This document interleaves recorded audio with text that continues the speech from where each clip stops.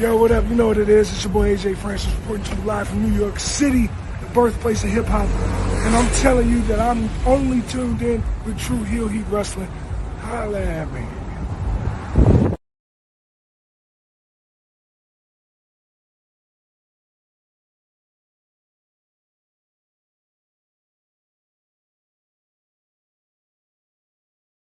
Hello everyone, it's the hardcore legend Mick Foley wishing a nice day to everyone there, right there at True Heel Heat. Yeah!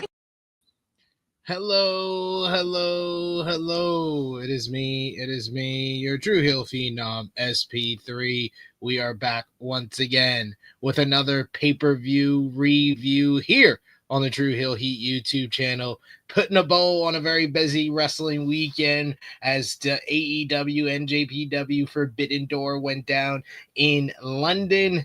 WWE said, no, we're not going to let AEW have a pay-per-view weekend on its own. They provided us with WWE NXT Heatwave, and let's talk about it.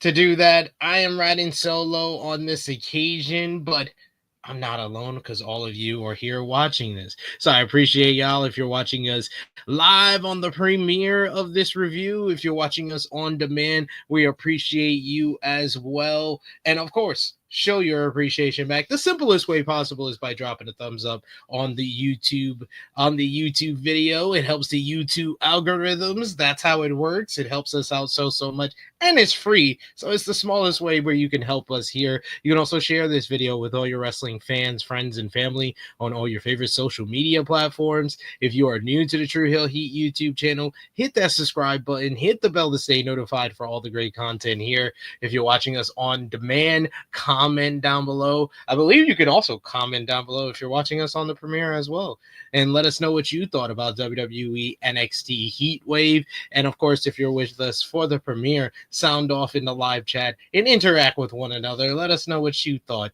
and let the conversation flow. But let's talk about it. WWE NXT Heatwave take place from Lowell, Massachusetts. Did not go directly head-to-head with AEW NJPW Forbidden Doors since that show took place in London. They went on the London local time, so they were pretty much over about, I would say, anywhere between an hour to 30 minutes before Heatwave began.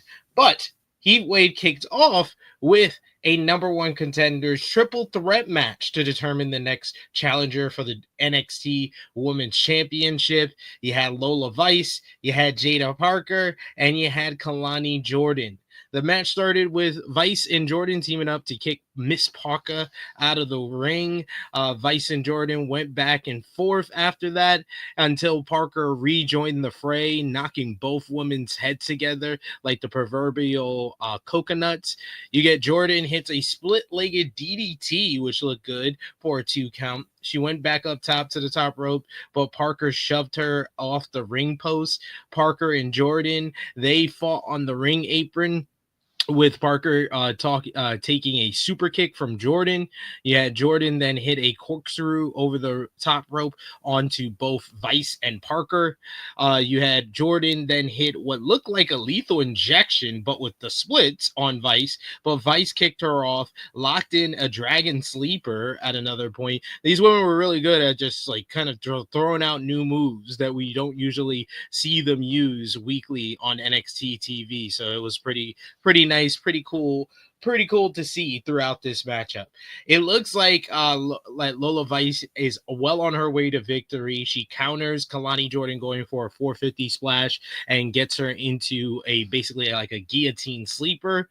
Just as Jordan was about to pass out from the sleeper, Parker comes in and tries to break it up with Hypnotic, but Vice is able to move out the way, so she only hits Kalani with Hypnotic, and then Vice rolls her up for the 1-2-3 to become the new number one contender for the NXT Women's Championship.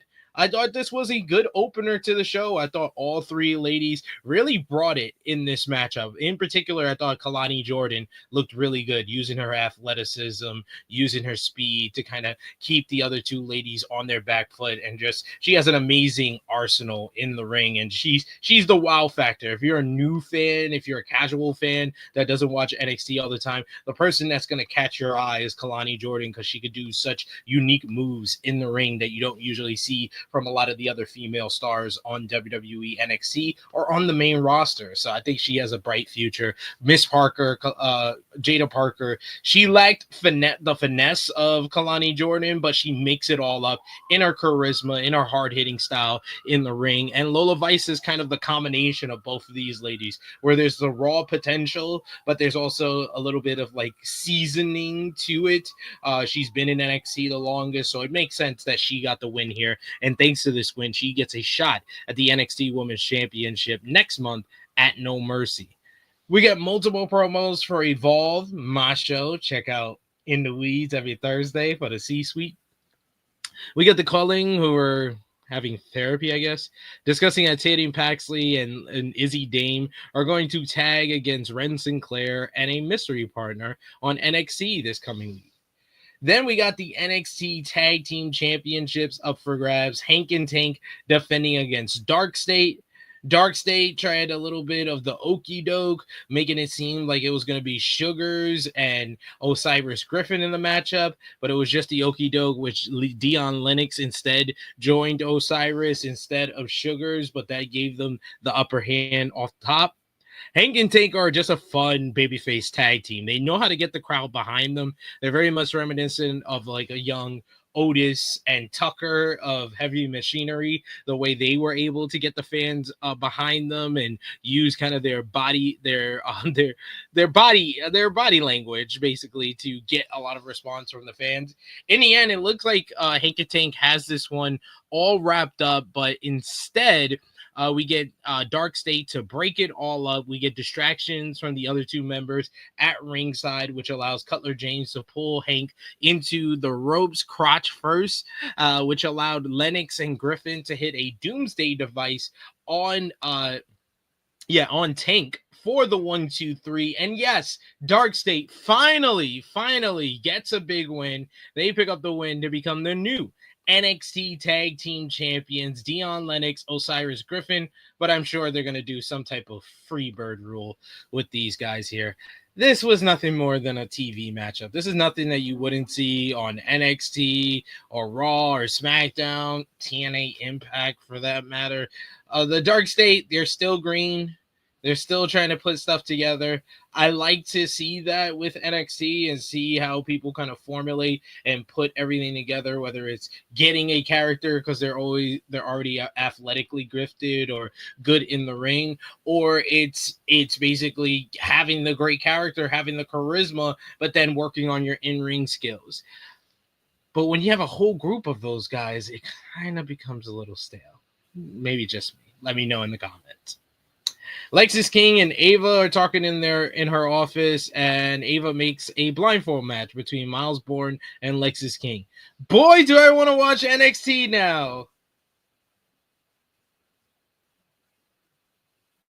Anyway, TNA Knockouts World Championship up for grabs. JC Jane defending against Masha Slamovich and Ash by Elegance.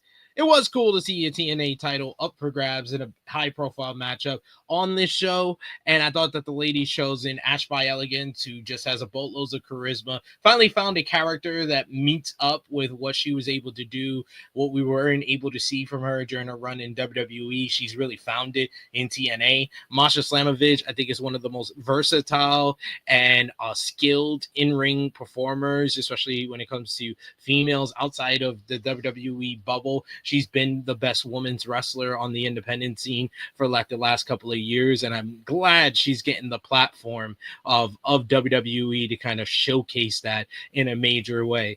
This was another good showcase for her in the ring. I think that Masha hasn't always connected as far as like her character work and promo work, but when the bell rings, she can bring it, and I thought that she was really the glue of this matchup.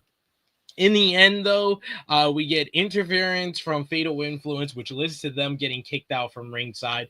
Meanwhile, the Elegance brand got involved. They were able to pull the referee out just as it seemed that Masha Slamovich was gonna get the win. They pulled the referee out in right there in front of everybody. Jane hits the rolling encore on Masha Slamovich, which leads to the Elegance brand pulling Jane then out of the ring. Ash then hits a swanton onto Slamovich with Jane out of the way, which leads to her getting the 1-2-3 on Masha. Ash by Elegance is your new TNA Knockouts World Championship. Ash has been chasing this title since she showed up in TNA last January, and she's finally won the gold. And now the Elegance brand hold all the gold in TNA right now as the Knockouts World Tag Team Champions as well. Good matchup. I thought this was good fun. I would give the opener of Lola, Jada, and Kalani, I'll give that 3 3/4 stars. I think that's fair. I would give the tag team title match 2 1/4, and I gave this match 3. I'll give it 3.5 stars. I thought it was a nice little showing, and I really thought that this was it was framed in my eyes as someone who's a big, like I said, big Masha Slamovich fan. She's the youngest girl in this matchup. She should be the one who's getting the showcase here, but it wound up being a showcase for Ash by Elegance and how far Ash has come in the year that she's been in TNA. So I'm glad that she got this moment, and she got to do it right in WWE's face, which is a nice.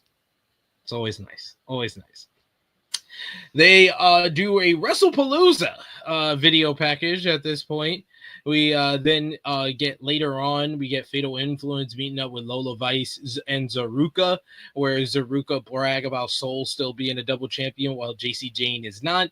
This leads to a 6-woman tag being set up for NXT on Tuesday.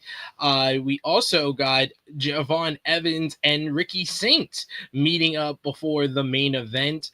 They have a chat where Saints says that he and the WWE Universe believe in Evans, but Saints says that he's coming for the first shot when Evans wins the title. Evans says he ain't trying to think about all of that. He got to take care of his business tonight, and then he'll move into the future. But good stuff. I like the use of like backstage segments that they do on these NXT PLEs that not only build to matches on the show, but it builds to stuff on the Tuesday show as well. Then we had a grudge match. Jordan Grace going one-on-one with Blake Monroe. A very long recap package of the relationship between Monroe and Grace was aired before the matchup. They tried to act like they were friends for some long time, and Monroe turned on Grace at Evolution. They were never friends, so kind of a lie. Off the bell, you get Monroe, who delivers a big slap to Grace, then did the smartest thing she could, and she ran for the hills. Grace chased her through as Monroe tried to hide behind the announce table. Grace dragged her to the ring and started pummeling her. Grace flipped Monroe with a big back slam and followed up with a twisting suplex. Monroe tried to get away again, bailing from the ring. Grace followed and body slammed her on the floor. Grace put Monroe on her shoulders and then climbed the steel steps. Monroe was able to wriggle free and then ripped Grace across the steel steps. She really took advantage of like the ringside area throughout, using the ring post and the barricade to her advantage at various points. She focused and isolated and really tore apart the arm of Jordan Grace throughout this matchup. She wrapped it around the ring post, wrenched it, twisted it, tossing her back inside. Monroe tried to get a submission with an armbar, but Grace was able to reverse it. Monroe stepped over Grace, working her arm for another submission, but Grace stood up using the ropes and reversed it to a suplex. The two women started trading punches, with Grace favoring her arm. Monroe took advantage and tried to hook her, but Grace put her down with a big lariat. Grace landed a spine buster and a jackhammer, but somehow, some way, Monroe was able to kick out. Grace hits a big back body drop and then a bridge suplex, but Monroe somehow, some way is able to kick out at 2 yet again. Grace began stomping Monroe. Then the two started trading headbutts. You get Monroe, who hits a nasty suplex, but Grace kicked out at 2. Monroe seemed distressed, unsure of how to put Grace away for good. Grace tried to lift Monroe, but her arm gave out on her. Monroe pulled her to the top ring post, but Grace reversed it and hits a sit-down powerbomb from the top rope. Somehow Monroe is able to kick out at 2. Monroe was able to expose the bottom turnbuckle, and she winds up stomping Grace's head into the exposed turnbuckle. She then crushes her head against it multiple times. She then follows up with her double arm DDT, gets the 1-2-3 to pick up the victory. Her biggest win yet in NXT, Blake Monroe defeats Jordynne Grace. This is what I want from a grudge match. For all my complaints about the rivalry and the build-up to this matchup, they silenced me completely with the performance these two women went out there. This is arguably Jordynne Grace, one of her best matches on NXT, right up there with the Stephanie Vaquer match from Battleground. These two women went out there, had a hard-hitting, physical war. It was intense. It felt like a grudge match. It felt nasty at certain points. There were spots that made you wince without it going into too much of like a hardcore kind of too much glorified violence for the sake of violence. This was violence with a purpose. This worked tremendously well. Hats off to both ladies. I gave this 4 stars. Great match. Backstage, Jada Parker lamented her loss tonight when Lash Legend appeared. The two jawed at each other and a pull-apart brawl ensued. Then we get Chelsea Green and Ethan Page, or as I like to call him, Team Canada 2.0 versus Team USA. Tyra May Steele, the Olympic gold medalist, and former Olympian Tavion Heights. Before the match, it must be stated that Chelsea Green is a national treasure, and this crowd knew about it. Because boy, oh boy, did this crowd not care who the babyface, who were the heel. They chanted for Canada, Canada, Canada, Chelsea Green, Chelsea Green, Chelsea Green. They could not give a ever-loving crap about Tavion Heights or Tyra May Steele. And I say that as someone who's a huge fan of both of these individuals. They did not care. They were here for Chelsea Green, Ethan Page second, and Canada third. Nothing else really mattered in this matchup. In the end, you get some interference from the Secret Hervis. Steele is able to fight them off, as well as Ethan Page. She locks Ethan Page in an ankle lock at one point, but Green was the legal person, though. Grabs Steele's from behind, hits her with Unpretty Her. 1, 2, 3, Team Canada 2.0. Pick up the victory here. This match is entertaining for sure. Objectively, the in-ring work is probably the worst on this show, but the crowd reaction makes up for that. So I give it 3.5 stars.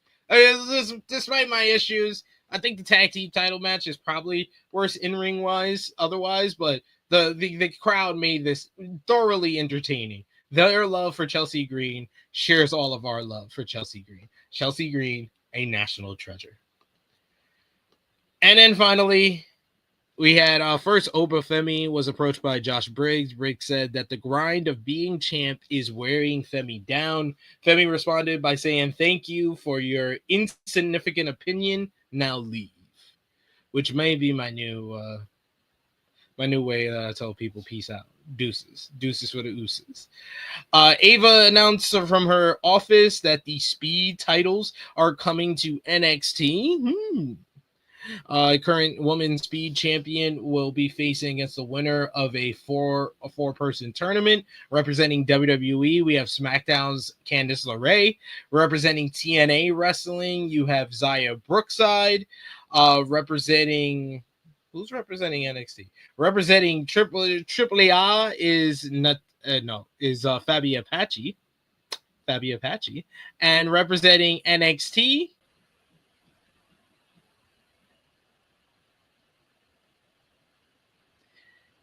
is Lainey Reed.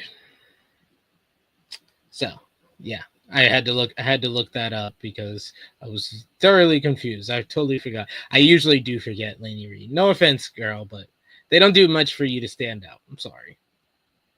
Finally, we have the main event.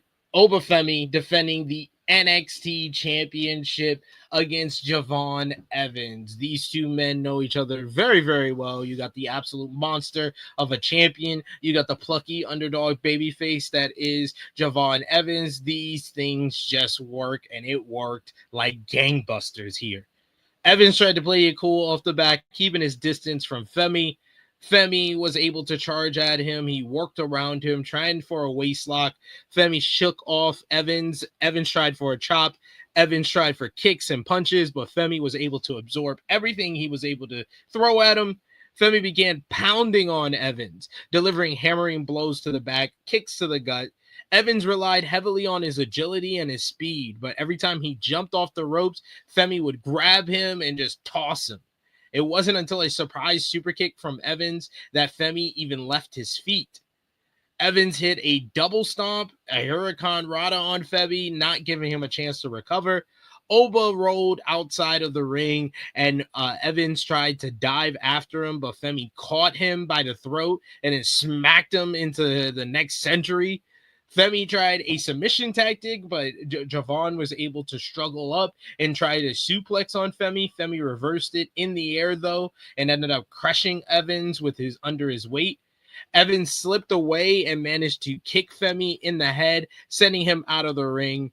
You get Femi scrambled back in, though, and hit a massive spine buster on Javon before he could recover.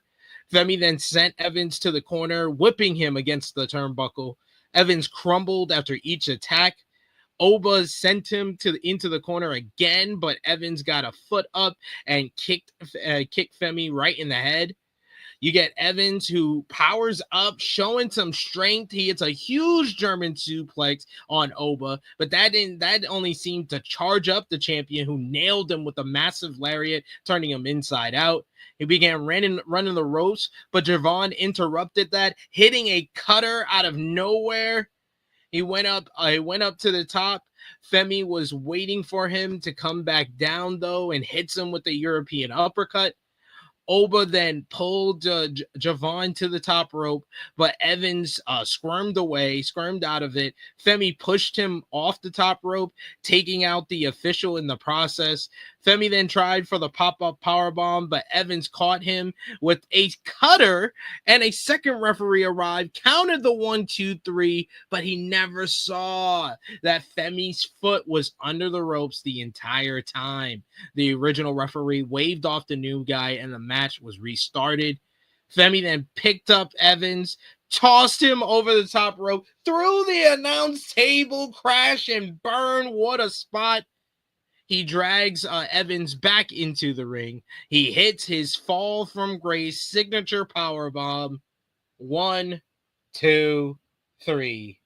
Javon Evans comes up short yet again for the NXT Championship, and the dominant reign of Oba Femi continues. This was an excellent David versus Goliath style matchup. Javon Evans selling, his bumping, his facial expressions, all created to a story that you just wanted to watch. You wanted to rally behind him, to see him get the victory, to will him to a win. But Oba Femi is just the perfect monster champion. A monster champion that it doesn't matter how much in your arsenal that you got, he will take it all and he will absorb it and destroy you. Post-match, we get a glimpse at the future for Oba Femi as Javon's friend that he had a chat with backstage, Ricky Saints, comes down to the ring. He stood toe-to-toe with Femi, indicating that he wants the next shot at the championship. Since I have watched NXT since Heatwave, I can confirm it will be Oba Femi versus Ricky Saints for the NXT Championship coming up at NXT No Mercy next month in, I believe, Fort Lauderdale, Florida. So, what can I say, man? If there's anything from this show that you got to go out of your way to see, it's Javon Evans versus Oba Femi. They went out there, tore the house down, stole the show. They deserved to be in the main event. They earned the main event, and they showed the hell why they were in the main event. For WWE NXT Heatwave overall, show's going to get a thumbs up for sure. Let me know in the comment section whether you gave the show a thumbs up, thumbs down, thumbs in the middle. Out of 10, what did you give the show? Your moment of the night, match of the night, MVP, and LVP. My moment of the night, I'm probably gonna have to take the Crashing Bird for Javon in the main event. That's the moment of the night. Match of the night, definitely Oba versus Javon. MVP for the show, I will give it to Ash by Elegance, winning the TNA Knockouts World Championship. Huge achievement for her. Honorable mention to Dark State as well. LVP, let's give it. I might have to give it to my homegirl. Or Javon. I'm gonna get it easy on Javon because he had a hell of a performance. I'm gonna go after my homegirl. I'm sorry, sis. I'm sorry, sis. But Jordan Grace, she been losing way too much. Great matchup with Break Monroe. Honorable mention for them for match of the night, but way too much. She was billed as the next big thing. She was billed as being on the level of Stephanie Vicaire and Julia. She looks a tier below them and doesn't look like the dominant force she was supposed to be in NXT. Sorry to say that. But let us know what you thought about WWE NXT Heatwave in the comment section. Like this video, share with your friends, subscribe if you are new. If you're watching this during the premiere or in the meantime, between time, check us out. Tomorrow, we'll be back live right here on the channel, 1:05 p.m. Eastern Time with AE Ramble, the best AEW Dynamite review in the land. So join me and Jimmy Macaram to talk all about it. But let us know what you thought about NXT Heatwave in the comment section. Check out all the great content we got on the channel, like our Forbidden Door 2025 review, Rated Raw review, as well as our Ring of Honor, Death Before Dishonor preview as well. But until next time, it is me, your True Heel Phenom SP3. This has been our WWE NXT Heatwave review. We are signing off.